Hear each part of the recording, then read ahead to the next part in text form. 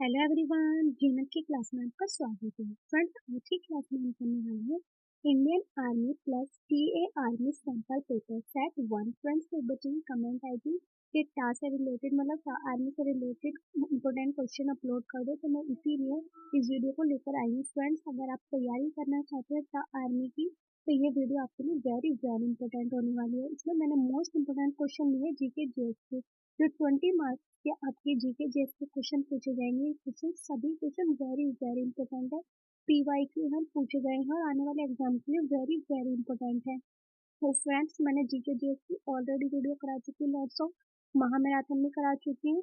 ये video very very important होने वाली है। इसमें सभी क्वेश्चन जरूर आ सकते हैं, सभी क्वेश्चन पीवाईक्यू हैं, पूछे गए हैं और आने वाले एग्जाम के लिए वेरी वेरी इंपॉर्टेंट है।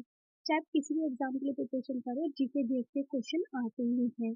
चाहे आप टाट की तैयारी करो या एसएससी की तैयारी करो, सीजीएल की तैयारी करो, यूपीएससी की, आरआरबी, एनटीपीसी या सीजीएल की तैयारी करो, हर एग्जाम के लिए वेरी वेरी इंपॉर्टेंट है।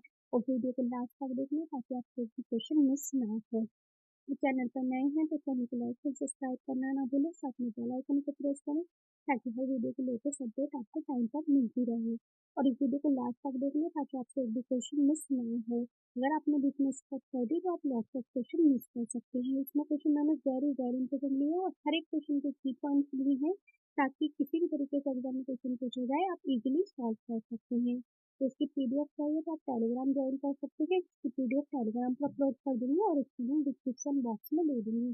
सभी क्वेश्चन इंपॉर्टेंट है फ्रेंड्स, इसलिए वीडियो को लास्ट तक जरूर देखिए। Let's get start. क्वेश्चन है, अर्जुन पुरस्कार अर्जुन पुरस्कार किसे दिया जाता है? ऑप्शन ए, आउटस्टैंडिंग स्पोर्ट्स पर्सन मतलब कि खिलाड़ियों को। ऑप्शन बी, पोएट्स पोएट्स मतलब कवियों को। सी, साइंटिस्ट मतलब वैज्ञानिकों को। ऑप्शन डी, एक्टर मतलब अभिनेता को।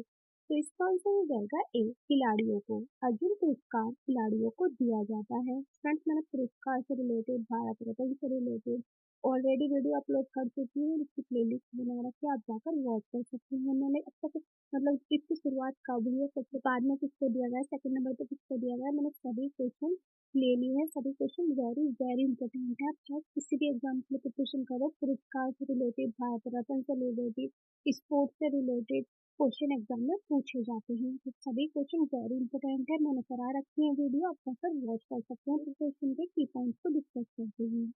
अर्जुन पुरस्कार अर्जुन पुरस्कार भारत सरकार द्वारा खेलों में उत्कृष्ट प्रदर्शन करने वाले खिलाड़ियों को दिया जाने वाला सम्मान है।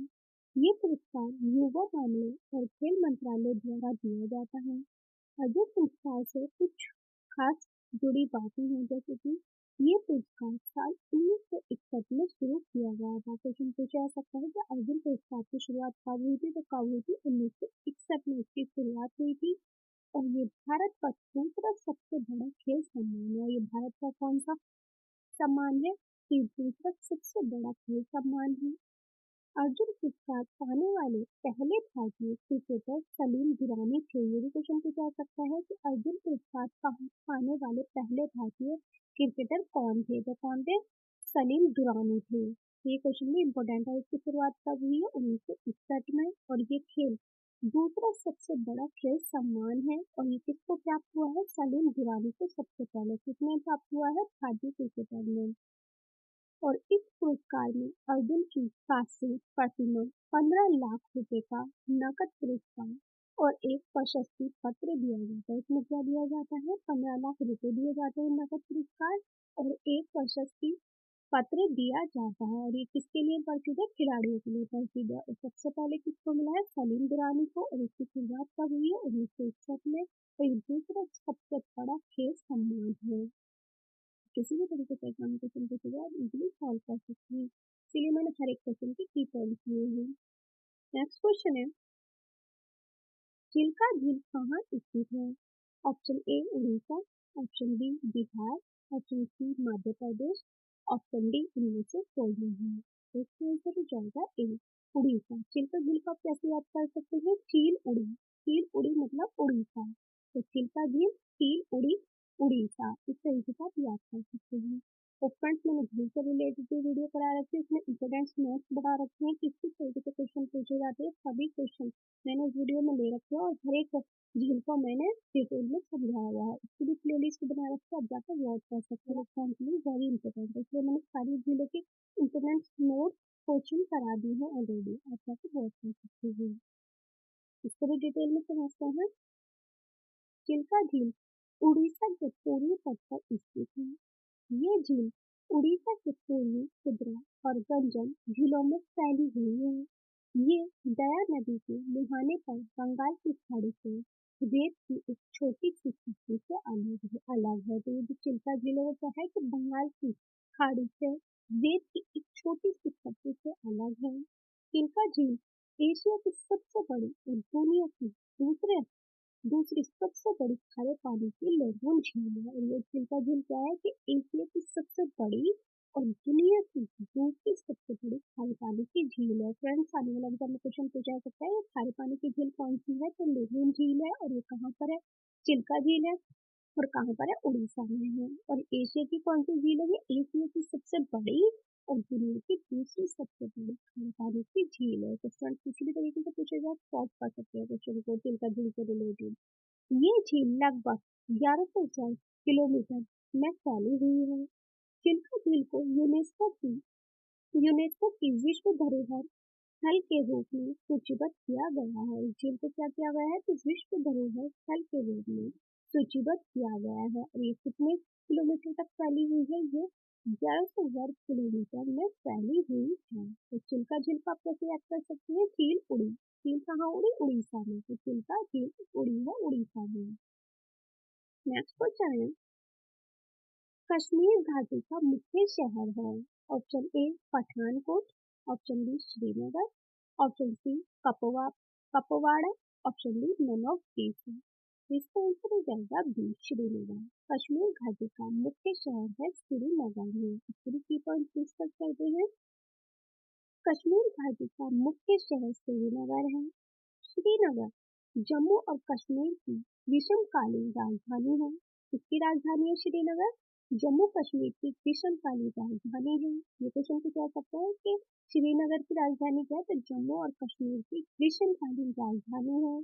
ये झेलम नदी के किनारे बसा है और समुद्र तल से 1585 मीटर की ऊंचाई पर स्थित है। ये शहर चारों तरफ से हिमालय से घिरा हुआ है। ये शहर कहाँ से घिरा हुआ है, हिमालय से घिरा हुआ है चारों तरफ से। और श्रीनगर नहर, हाउस बोट और मुगल गार्डन के लिए मशहूर है। श्रीनगर किस चीज के लिए मशहूर है, ये भी क्वेश्चन पूछा जा सकता है। तो नहर, हाउस बोट और मुगल गार्डन के लिए मशहूर है। श्रीनगर में 4 मौसम होते हैं। गर्मियों में गर्म, सर्दियों में ठंडा होता है। सर्दियों में यहाँ माध्यम से भारी बर्फबारी होती है।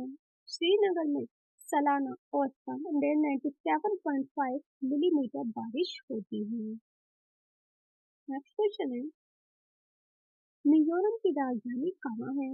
Option A Aizawl, option B Shillong, option C Imphal, option D none of these. इसका आंसर हो जाएगा ए आइजोल। मिजोरम की राजधानी कहाँ पर है, आइजोल में। Answer A. थ्री की पॉइंट्स को डिस्कस करते हैं। मिजोरम, मिजो की भूमि। मिजोरम का मतलब क्या है, मिजो की भूमि। और ये कहाँ पर है, असम में है। लुइस हिलस जिले के नाम से जाना जाता था। और इससे पहले किस नाम से जाना जाता था मिजोरम को, लुइस हिलस जिले के नाम से जाना जाता था। इससे पहले 1954 में इसका नाम बदलकर मिजो मिजो हिलस जिला कर दिया गया। और 1973 में मिजोरम के नाम से एक केंद्र शासित प्रदेश बन गया। और 1987 में इसे राज्य का दर्जा मिला। 1954 में क्या था इसका नाम, लुइस हिलस, और बाद में से बदलकर क्या नाम रख दिया गया, मिजोरम। और कब रखा गया, 1972 में। 1954 में इसका लुइस हिलस नाम था और 1972 में इसका नाम मिजोरम था। और 1987 में इसे राज्य का दर्जा मिला था। ये क्वेश्चन भी पूछे जा सकते हैं एग्जाम में। नेक्स्ट क्वेश्चन है, आधी रात का सूरज किस देश को कहा जाता है। Option A Japan, option B Switzerland, option C Norway, option D none of these. इसका आंसर हो जाएगा सी नॉर्वे। आधी रात का सूरज नॉर्वे को कहा जाता है। फिर की पॉइंट डिस्कस करते हैं। नॉर्वे को आधी रात का सूरज या मिडनाइट सन का देश कहा जाता है। ये यूरोपीय देश अफ्रीका सर्कल के अंदर आता है। यहाँ गर्मी के मौसम में महीनों तक सूरज 24 घंटे से आसमान में चमकता रहता है और ये कहाँ होता है? नॉर्वे में। नेक्स्ट क्वेश्चन है, बिहू किस राज्य का पारंपरिक नृत्य है?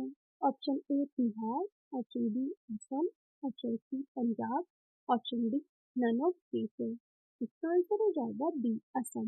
बिहू असम राज्य का पारंपरिक नृत्य है। इसके की पॉइंट डिस्कस करते हैं। बिहू नृत्य असमिया हिंदी बिहू नृत्य भारत के असम राज्य का लोक नृत्य है। यह बिहू त्योहार से संबंधित है। ये किसी का नृत्य युवा पुरुषों और महिलाएं दोनों द्वारा किया जाता है और इसकी विशेषता फुर्तीली नृत्य मुद्राएं तथा हाथों की तीव्र कथा जिसमें मनाया जाता है। खुशी का नृत्य युवा पुरुषों और महिलाएं दोनों द्वारा मनाया जाता है। नेक्स्ट क्वेश्चन है, सत्यमेव जयते कहाँ से लिया गया है? Option A Chandogyopanishad, option B Rigveda, option C Natya Shastra, option D Samaveda. इसका आंसर हो जाएगा ए मांडुक्य उपनिषद। सत्यमेव जयते मांडुक्य उपनिषद से लिया गया है। इसके भी की पॉइंट्स को डिस्कस करते हैं। सत्यमेव जयते भारत के राष्ट्रीय आदर्श वाक्य था। हिंदू धर्म के प्राचीन ग्रंथ मुंडक उपनिषद से लिया गया है। ये वाक्यांश मुंडक उपनिषद के श्लोक 3.1.6 में मिलता है। इसका अर्थ है सत्य की ही जीत होती है। सचा अर्थ है सत्य की ही जीत होती है। इसका सत्यमेव जयते कहाँ से लिया गया है? मुंडक उपनिषद से लिया गया है।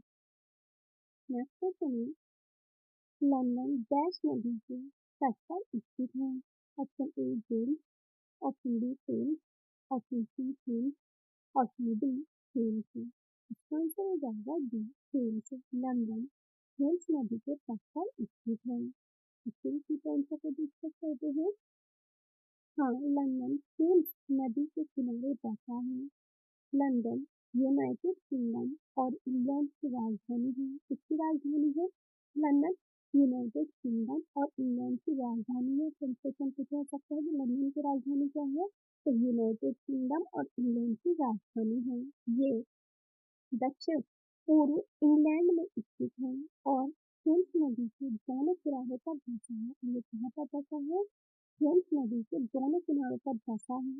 लंदन उत्तरी सागर में थेम्स नदी के मुहाने से करीब 80 किलोमीटर ऊपर है। थेम्स नदी इंग्लैंड में बहने वाली सबसे लंबी नदी है। ये ग्लास्टरशेयर में टेम्स हेड से निकलती है और टेम्स स्ट्यूरी के जरिए उत्तरी सागर में बहती है। थेम्स नदी को आइसिस नदी के नाम से भी जाना जाता है। सिंप्लीफिकेशन की कह सकता है थेम्स नदी को किस नाम से जाना जाता है? तो किस नाम से जाना जाता है? आइसिस आइसिस नदी के नाम से जाना जाता है। ये नदी ऑक्सफोर्ड, रीडिंग, हैमिले, ऑन थेम्स और विंडसर से होकर बहती है। ये नदी कहाँ कहाँ से होकर बहती है? थेम्स नदी ऑक्सफोर्ड, रीडिंग, हैमिले, ऑन थेम्स और विंडसर से होकर बहती है। क्वेश्चन की तरह इजी क्वेश्चन को सॉल्व कर सकते हैं। नेक्स्ट क्वेश्चन है, एक नक्शे का उपयोग करके आप क्या पा सकते हैं? इसका आंसर हो जाएगा डी इनमें से सब। दूरी, दिशा, ऊंचाई सभी हम माप सकते हैं। तो एक नक्शे का उपयोग करके आप पा सकते हैं दूरी, दिशा और ऊंचाई। तो इसका आंसर हो जाएगा डी इनमें से सब। इसी पॉइंट को डिस्कस करते हैं। किसी इलाके के बारे में जानकारी मिलती है जैसे कि राजनीतिक सीमाएं, भू आकृतियां, जल निकाय, शहरों की स्थिति, तहसीलें, इमारतों का स्थान वगैरह। किसी अज्ञात जगह का पता लगाने में मदद मिलती है। थल, जल या हवा में यात्रा करते समय रास्ते की योजना बनाने में मदद मिलती है। समुद्र, नदी, नहर और बांध का स्थान जान सकते हैं। किसी भी भूमि की ऊंचाई का संकेत मिलता है। पहाड़, पठार का स्थान भी मानचित्र की मदद से जाना जाता है। तो आप नक्शे की मदद से कैसे जान सकते हैं? थल, जल, हवा, यात्रा या बुआ करती जल निकाय या किसी स्थान पर आप जा रहे हैं तो वो डाल सकते हैं, या आप कहीं लोकेशन जानी है कहीं की तो वो डाल सकते हैं नक्शे के जरिए, या समुद्र नदी नहरें बांध का स्थान नाप सकते हैं, देख सकते हैं कहाँ जाना है आपको, या पठार का स्थान भी मानचित्र की मदद से जाना जाता है। नेक्स्ट क्वेश्चन है HIMI क्या है? ऑप्शन ए खांसी, option B bird flu, option C swine flu, option D मेनियस बीसी। इसका आंसर हो जाएगा सी स्वाइन फ्लू। और स्वाइन फ्लू भी पसंद आई वीडियो को लाइक कर जरूर करें, अपने फ्रेंड के साथ शेयर करें। सभी क्वेश्चन वेरी वेरी इंपॉर्टेंट है, पीवाईक्यू में पूछे गए तो आने वाले एग्जाम के लिए वेरी वेरी इंपॉर्टेंट क्वेश्चन है। एक क्वेश्चन में अनेक क्वेश्चनों को कराए हैं सीक्वेंस के जरिए, तो इसमें वीडियो वेरी वेरी इंपॉर्टेंट होने वाली है आपके लिए। जैसे ये क्वेश्चन पूछा जा रहा है कि H1N1 क्या है, तो क्या है स्वाइन फ्लू है, आंसर सी है। इसके की पॉइंट्स को डिस्कस करते हैं। H1N1 क्या है, तो किसके लिए है, बच्चे, गर्भवती महिलाएं, बुजुर्ग, 65 साल से ज्यादा के लिए, कमजोर पशु, रक्षा प्रणाली के लिए, बीमार से पीड़ित और सर्जिकल बीमारियों के लिए, लंबे वक्त से इलाज कर रहा हो उसके लिए, किस चीज के लिए है, जैसे कि बच्चों के लिए, गर्भवती महिलाओं के लिए, बुजुर्ग के लिए, कमजोर पशु, रक्षा प्रणाली के लिए, बीमार से पीड़ित और सर्जिकल बीमारी के लिए, जो लंबे वक्त से इलाज कर रहा हो उसके लिए है H1N1 है। तो किसके लिए, स्वाइन फ्लू के लिए। नेक्स्ट क्वेश्चन है इनमें से लाफिंग गैस है, option A carbon dioxide, option B sulphur dioxide, option C hydrogen peroxide, option D nitrous oxide. Nitrous oxide, तो इसका आंसर हो जाएगा D nitrous oxide. Laughing gas है नाइट्रस ऑक्साइड, आंसर बी। इसके की पॉइंट को discuss करते हैं। नाइट्रस ऑक्साइड N2O को लाफिंग गैस या हंसते गैस कहते हैं। ये एक रंगीन और ज्वलनशील गैस है। इसमें हल्की मीठी गंध होती है। इससे सांस के जरिए मास्क या नाक के छेद से अंदर लिया जाता है। ये एक अल्पकालिक समग्र दवा है। इसे चिकित्सा और दंत प्रक्रिया में निषेचक और दर्द निवारक के रूप में इस्तेमाल किया जाता है। इसका इस्तेमाल एरोसोल, वाइब्रेशन और कुकिंग स्प्रे के लिए भी किया जाता है। अंग्रेजी रसायनज्ञ के प्रिस्टली ने इसकी खोज 1772 में की थी। कॉन्स्टिट्यूशन इंपॉर्टेंट है कि जैसे प्रिस्टल ने इसकी खोज कब की थी, 1772 में इसकी खोज की थी। किसकी की थी, नाइट्रस ऑक्साइड की खोज कब की थी, 1772 में। और किसने की थी, जैसे प्रिस्टल ने की थी। नेक्स्ट क्वेश्चन है सशस्त्र बलों का सर्वोच्च कमांडर कौन होता है? ऑप्शन ए उच्च न्यायालय का मुख्य न्यायाधीश, ऑप्शन बी लोकसभा का अध्यक्ष, ऑप्शन सी भारत का राष्ट्रपति, ऑप्शन डी उपरोक्त में से कोई नहीं। इसका आंसर हो जाएगा सी भारत का राष्ट्रपति। सशस्त्र बलों का सर्वोच्च कमांडर होता है भारत का राष्ट्रपति। इसके की पॉइंट को डिस्कस करते हैं। भारत के राष्ट्रपति भारतीय सशस्त्र बलों के सर्वोच्च कमांडर होते हैं। संविधान के अनुच्छेद 63 के मुताबिक संघ की कार्यकारी शक्ति राष्ट्रपति में निहित होती है। कॉन्स्टिट्यूशन को क्या सकता है कि राष्ट्रपति की शक्ति किस कौन से अनुच्छेद में निहित होती है, तो संविधान के अनुच्छेद 63 के मुताबिक संघ की कार्यकारी शक्ति राष्ट्रपति में निहित होती है। राष्ट्रपति के अधीनस्थ अधिकारी भी इस शक्ति का इस्तेमाल कर सकते हैं। भारतीय सशस्त्र बलों में ये 3 पेशेवर वर्दीधारी सेवाएं शामिल हैं, भारतीय सेना, भारतीय नौसेना और भारतीय वायु सेना। कौन कौन सी भारतीय सशस्त्र बलों में सेनाएं शामिल हैं, भारतीय सेना, भारतीय नौसेना और भारतीय वायु सेना। राष्ट्रपति की शक्ति किसमें निहित होती है, कौन से अनुच्छेद में, अनुच्छेद 63 में। नेक्स्ट क्वेश्चन है इनमें से दुनिया में सबसे गहरा सागर कौन है? ऑप्शन ए प्रशांत महासागर, ऑप्शन बी हिंद महासागर, ऑप्शन सी अरब महासागर, ऑप्शन डी अनंत सीधे। आंसर हो जाएगा ए प्रशांत महासागर।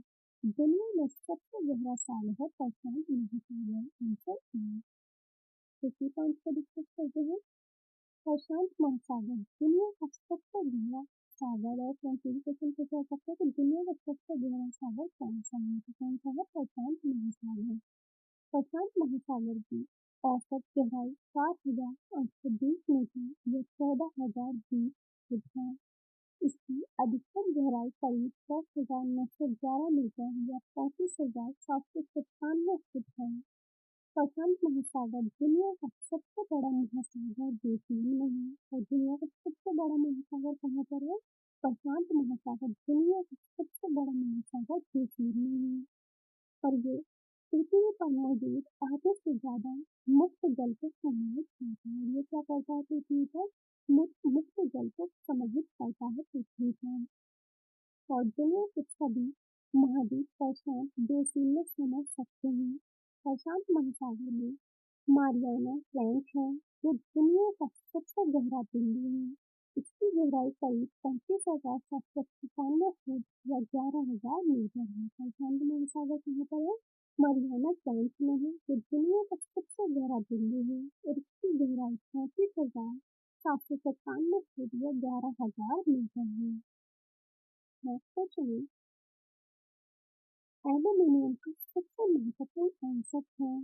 Option A bauxite, option B कच्चा जत्था, option C calcite, option D सीसीटा कच्ची धातु। इसका आंसर हो जाएगा बॉक्साइट। एल्यूमीनियम का सबसे महत्वपूर्ण अंशक है बॉक्साइट। Answer A. दूसरी पॉइंट डिस्कस करते हैं, एल्यूमीनियम का एक प्रमुख आइसोटोप है बॉक्साइट। ये मुख्य रूप से एल्यूमीनियम ऑक्साइड, आयरन ऑक्साइड तथा कुछ अन्य अशुद्धियों से मिलकर बना होता है।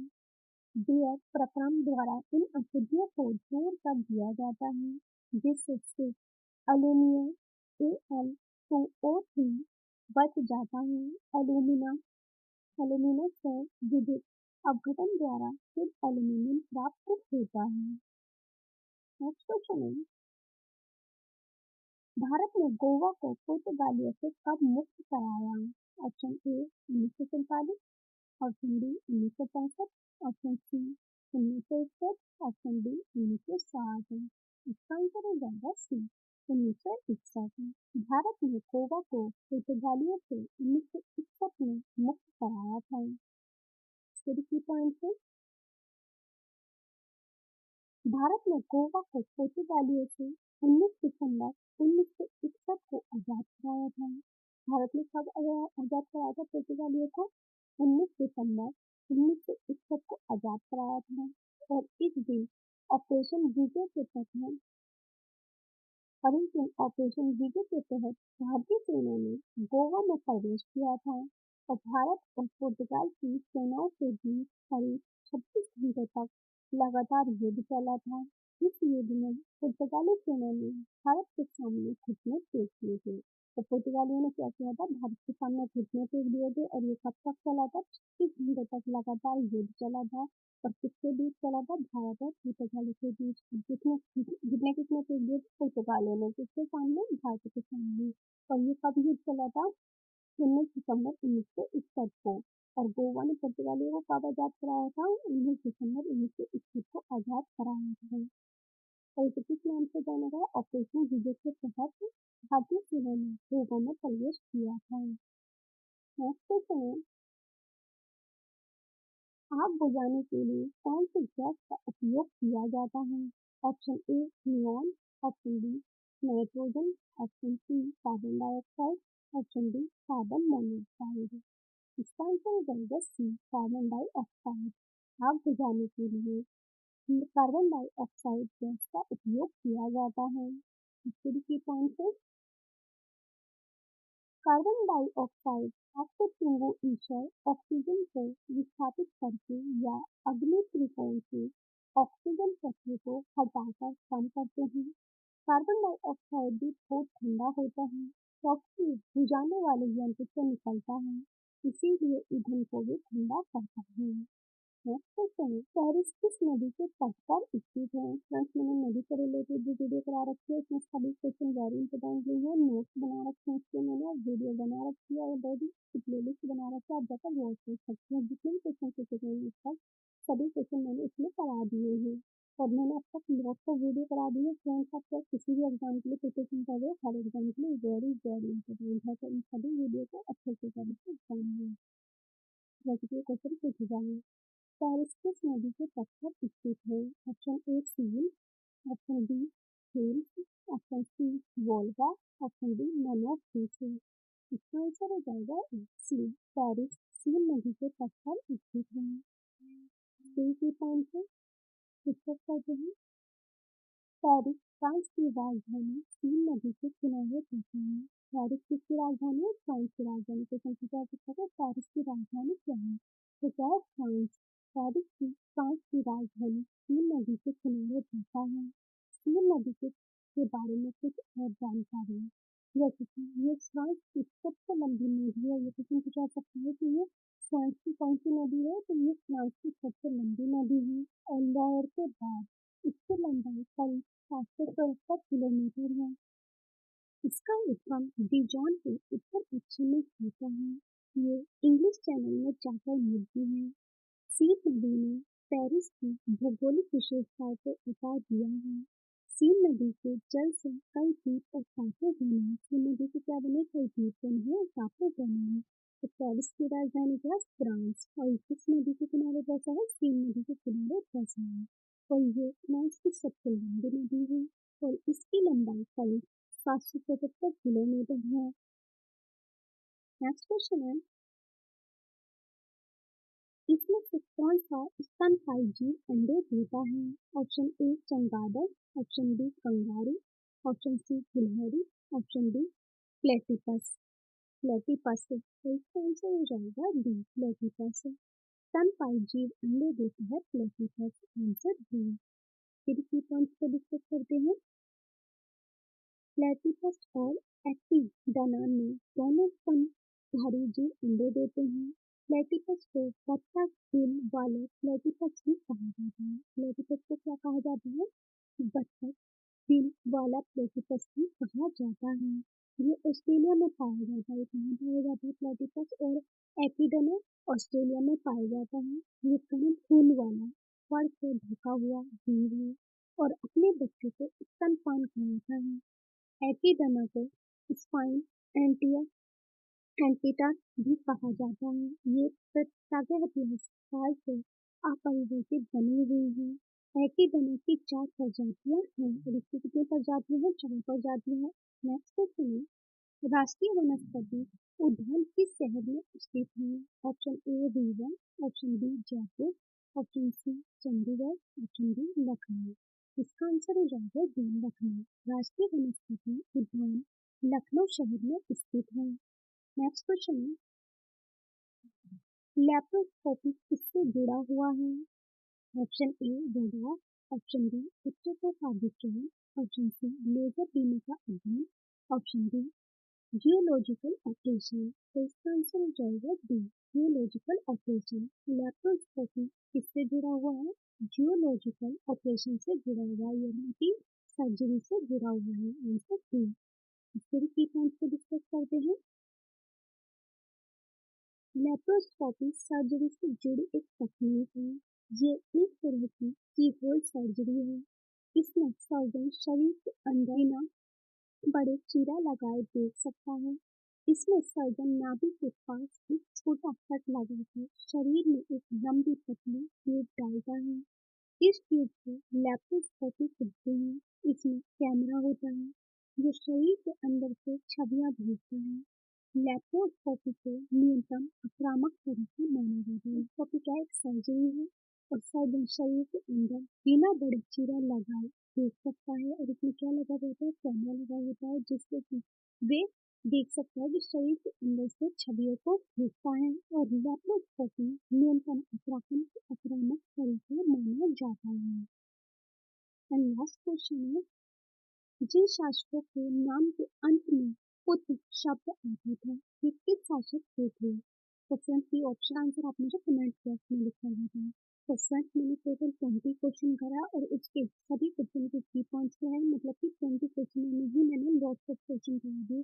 तो चाहे किसी तरीके से एग्जाम में क्वेश्चन पूछे जाए हर एक क्वेश्चन को इजीली सॉल्व कर सकते हैं और रेड फॉर्म में 20 में से 20 मार्क्स ला सकते हैं, आप ये आर्मी की तैयारी कर रहे हैं तो 20 मार्क्स की आएगी। जीके जीएस तो आप इजीली इन सभी क्वेश्चन को सॉल्व कर सकते हैं, आ सकते हैं। If you like the video so don't forget to like and subscribe my channel and hit the bell icon और इस अपने फ्रेंड्स के साथ शेयर करें ताकि वीडियो को पॉजिटिव उम्मीद हो और आपको नेक्स्ट टाइम के टॉपिक पे वीडियो मेरे कमेंट बॉक्स में लिखकर बता सकते हैं।